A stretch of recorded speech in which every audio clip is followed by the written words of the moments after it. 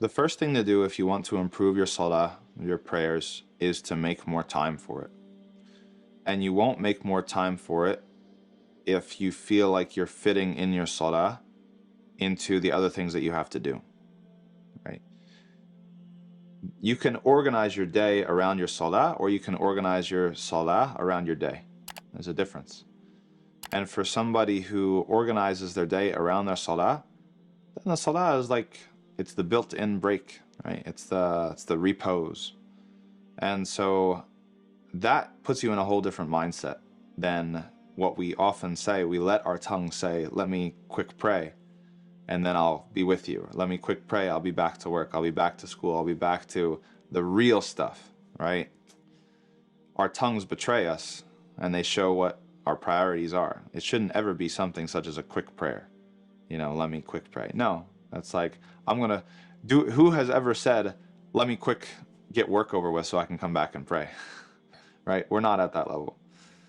And then the other thing is that, you have to treat it as something that takes time and that takes attention. And so, for example, I usually give the metaphor of a marathon. If I were to run a marathon today, I would fail miserably because I haven't trained, I didn't stretch, right? I'm not wearing the right clothes. All these sorts of things are off.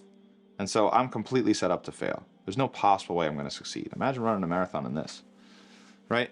Whereas if I train and I stretch and I, go through a practice routine, etc., etc., I wear the right gear, all these sorts of things, then it's going to be a much more successful endeavor.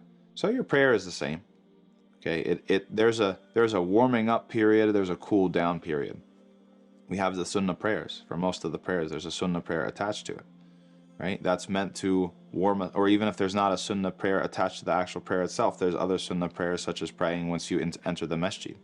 These are there for a reason, or they have wisdom in them. And one of the pieces of wisdom or parts of wisdom about these prayers is that they help get you in the mode. What you think that you're going to walk into a masjid and you're talking on the phone, you're like, okay, 1 second, I'm going to quick pray, I'll call you back in a second, and then Allahu Akbar, and you're going to be attentive in your prayer, and you're going to have khushu', you're going to have awe and reverence for Allah. It's not possible.